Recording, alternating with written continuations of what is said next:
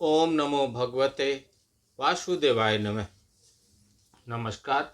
मैं ज्योतिषाचार्य वरुण प्रकाश ज्योतिष के आज के इस विशेष कार्यक्रम में आप सभी सनातन परिवार के सभी माताओं बहनों, हमारे सब्सक्राइबर, हमारे फॉलोअर और सनातन धर्म से जुड़ी हुई चीज़ों पर जानकारी प्राप्त करने वाले, उसमें इच्छा रखने वाले, कुछ सीखने वाले, अपने समाज अपने धर्म के बारे में जागरूकता जिनके अंदर है और जागरूकता फैलाने वाले लोगों का मैं अपने इस वीडियो में दिल से स्वागत करता हूं।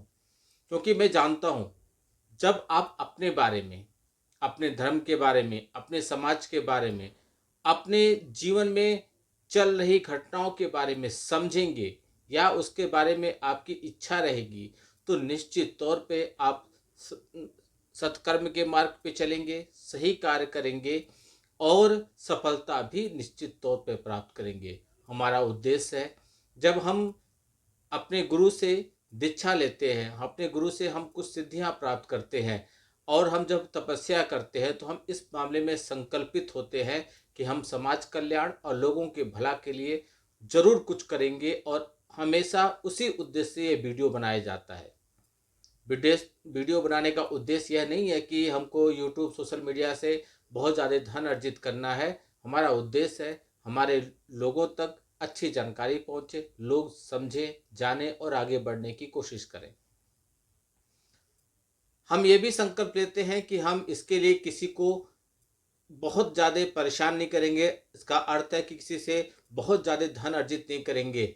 यानी कि बहुत ऐसे ज्योतिषाचार्य भी है जिनकी फीस पचासों में, हजारों में है, लाखों में भी है, लेकिन मैं फीस मात्र कुछ हजार ही लेता हूँ और उस फीस का 50% मैं गौ सेवा, अनाथालय, वृद्धा आश्रम में लगाता हूँ, जिससे आपके धन का कुछ पुण्य आपको भी मिले। क्योंकि आपने देखा होगा इतिहास में जो भी राजा महाराजा हुआ करते थे वह समय समय पर दान किया करते थे, अपने वजन के समान असरफियों को दान करते थे और तरह तरह के ऐसे आयोजन करते थे जहाँ पे वो अपने आय का, अपने धन का कुछ हिस्सा दान करते थे।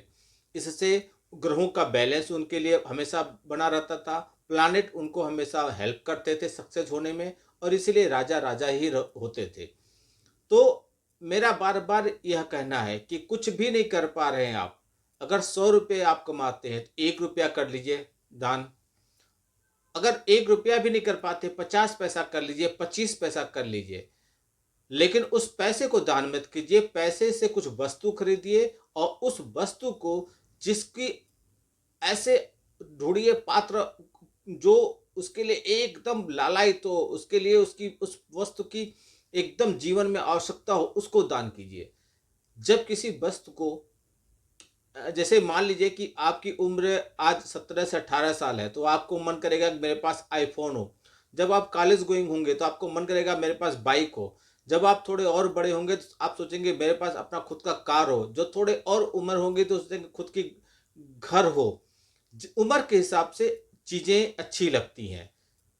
अगर यही आपकी उम्र ज़्यादा निकल गया और उस समय आपकी बाइक आ गई, आप 50-55 साल के हुए और बाइक की आवश्यकता आपको तब नहीं है और आपकी किस्मत ने उस समय बाइक दिया, तो उसका आनंद उतना नहीं रहेगा। जिस उम्र में जिस चीज़ की आवश्यकता होती है वह आपको मिल जाए तो उसका आनंद बहुत ज़्यादा होता है। तो ऐसे ही जिस चीज़ की आवश्यकता के लिए कोई भटक रहा है, कोई ऐसा है जिसको आपको कोई लगता है कि इसको इस चीज़ की आवश्यकता है, उसको उस वस्तु का दान कर दीजिए। फिर देखिए उसके सारे ग्रह अच्छे होंगे और उसका प्रभाव भी आपको बहुत अच्छा मिलेगा। तो इसी क्रम में मैं आपको बताऊंगा साल में एक बार पड़ने वाला शारदीय नवरात्रि। वैसे तो साल में नवरात्रि 4 बार पड़ता है, लेकिन शारदीय नवरात्रि साल में एक बार आता है। यह नवरात्रि सभी नवरात्रियों में सबसे श्रेष्ठ माना जाता है। इसमें माँ दुर्गा का पूजा पाठ आराधना किया जाता है। माँ दुर्गा देवी शक्ति स्वरूपिणी है। सभी ईश्वर, सभी देवताओं ने अपनी शक्तियों को देख के माँ दुर्गा को एक शक्तिशाली शक्ति बनाया है, जिसमें सभी देवताओं के आशीर्वाद, सभी देवताओं के अस्त्र शस्त्र, सभी देवताओं के गुण समाहित है। इसलिए यदि माँ दुर्गा को आप प्रसन्न कर लेते हैं इस नवरात्रि में, तो समझिए आपके सारे ग्रह, सारे प्लानेट, सारे देवी देवताएं, सब लोग प्रसन्न हो जाएंगे। तो इसीलिए मैं आज आपको बताऊंगा कि इस शारदीय नवरात्रि में आपको क्या करना है। सबसे पहले समझिए कि शारदीय नवरात्रि पड़ कब रहा है और ये कितने दिन का हो रहा है। घट की स्थापना, कलश स्थापना कब करना चाहिए, कैसे करना चाहिए, यह सब मैं विस्तार पूर्वक बताऊंगा। वीडियो बहुत लंबा हो सकता है, इसलिए यदि आप किसी भी तरह की कोई जानकारी हमसे बताने में छूट जाती या आप जानना चाहते हैं तो स्क्रीन पे चल रहे नंबरों पे हमसे संपर्क कर सकते हैं।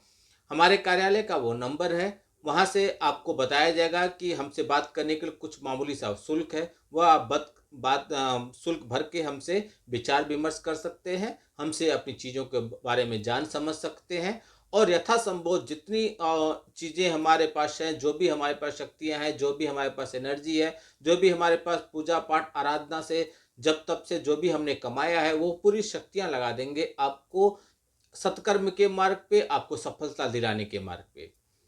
तो शारदीय नवरात्रि का पर्व अश्विनी शुक्ल पक्ष में प्रतिपदा तिथि को मनाया जाता है और यह पड़ रहा है 22 नवंबर को और इसकी समाप्ति हो रही है 2 अक्टूबर को।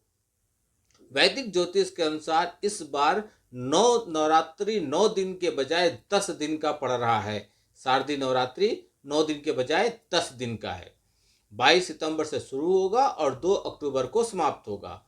नवरात्रि की एक तिथि में वृद्धि होने के कारण 9 के बजाय 10 दिन का नवरात्रि होने के कारण यह इस बार बहुत खास है। सबसे खास बात यह है कि इस बार तृतीया तिथि में वृद्धि हुई है, जो 24 और 25 सितंबर को रहेगा, यानी कि लगभग 2 दिन इसकी तिथि की लंबाई बढ़ गई है। इसलिए यह नवरात्रि 9 के बजाय आपको 10 दिन का दिखाई पड़ रहा है। 2 अक्टूबर को इसका समापन होगा, हवन होगा और इसी दिन दशहरा भी मनाया जाएगा। जो लोग सिर्फ चढ़ता उतरता का व्रत रखते हैं वो लोग 1 अक्टूबर को व्रत रखेंगे, 2 अक्टूबर का नहीं। वैदिक ज्योतिष के अनुसार अश्विनी माह के शुक्ल पक्ष की प्रतिपदा यानी कि 21 सितंबर की अर्धरात्रि 1:24 पर लग जाएगा, जो कि दूसरे दिन 22 सितंबर की ब्रह्म बेला में प्रतिपदा तिथि रहेगी। हमारे यहाँ जब सूरज उग जाते हैं, जब दिन की शुरुआत होती है, तभी उस तिथि को शुभ माना जाता है। अतः इस दिन ही शारदीय नवरात्रि पर्व की शुरुआत होगी, यानी कि 22 नवंबर को सवेरे 11:55 के बाद लगभग समझ लीजिए 12 बजे तक। यह समय आपके स्थान और उसके हिसाब से घट बढ़ सकता है, क्योंकि हमारे देश में कई प्रदेशों में जाने पे कुछ सेकंडों का फर्क होता है। तो लगभग 12 बजे के आसपास के बाद यह हस्त नक्षत्र हो जाएगा, जो कि नवरात्रि में घट स्थापना के लिए कल्याणकारी माना गया है। यानी कि आप लगभग 12 बजे के बाद यदि घट स्थापना करते हैं तो वह भी बहुत शुभ माना जाएगा।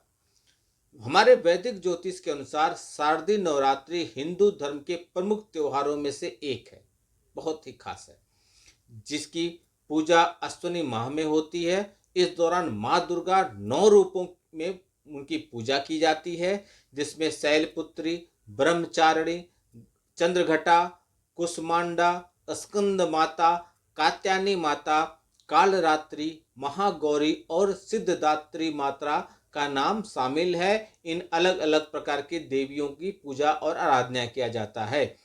इस अवधि में व्रत रखने का भी विधान है, जिसमें देवी की कृपा आपको मिलती है। धार्मिक मान्यता के अनुसार नवरात्रि का उपवास रखने से साधक की हर मनोकामना पूरी होती है, साथ ही साथ मनोवांछित फल भी मिलता है।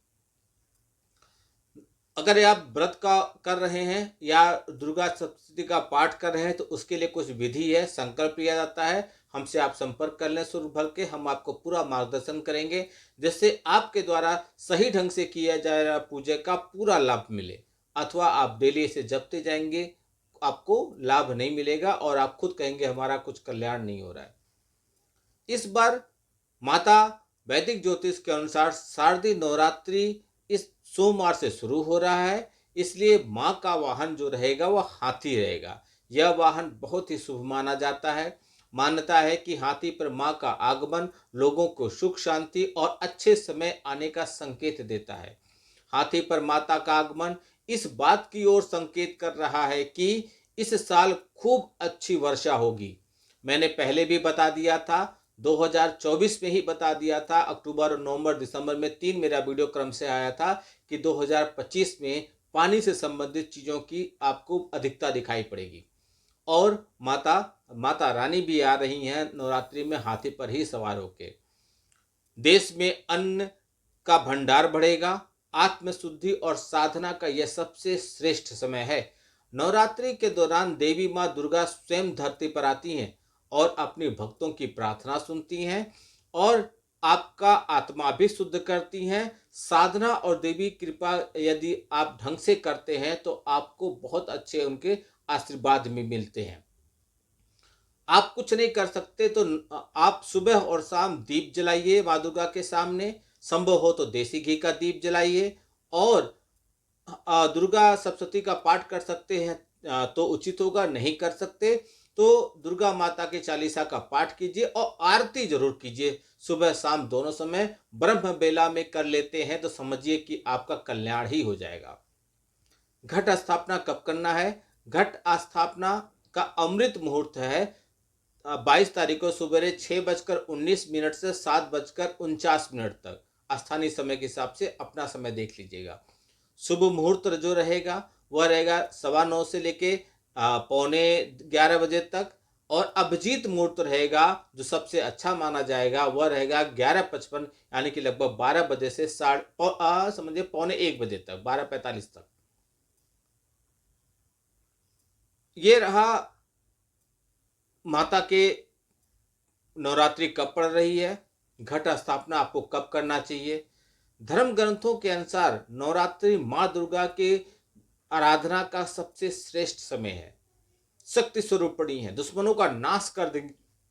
आप आराधना तो कीजिए सही ढंग से, लेकिन सही संकल्प से। आपको कैसे करना है, आप हमसे संपर्क कर लीजिए, हम आपको बता देंगे, वैसे कर लीजिए। बहुत ज़्यादा आपको इसमें बहुत मतलब ऐसा नहीं है कि बहुत कठिन है, सिर्फ थोड़ा सा आपको अपनी दिनचर्या में परिवर्तन लाना है, इससे लाभ मिल जाएगा। इस 10 दिनों में माँ के 9 रूपों की आराधना की जाती है। नवरात्रि का हर दिन माँ के विशिष्ट रूप उनके रूपों पर समर्पित होता है और हर रूप उसका अलग अलग महिमा है। आदिशक्ति जगदम्बा के हर स्वरूप से अलग अलग आपकी जो इच्छा है वो पूर्ण होती है। और यह सबसे बड़ी बात यह है कि इसमें माँ दुर्गा के साथ माँ लक्ष्मी, माँ सरस्वती, माँ पार्वती सबका एक साथ आशीर्वाद आपको मिलता है। बस सही ढंग से सही तरीके से कीजिए, आशीर्वाद माँ का अवश्य आपको मिलेगा। माँ कभी अपने बच्चों को निराश नहीं करती, बस माँ को ढंग से पुकारिए तो सही।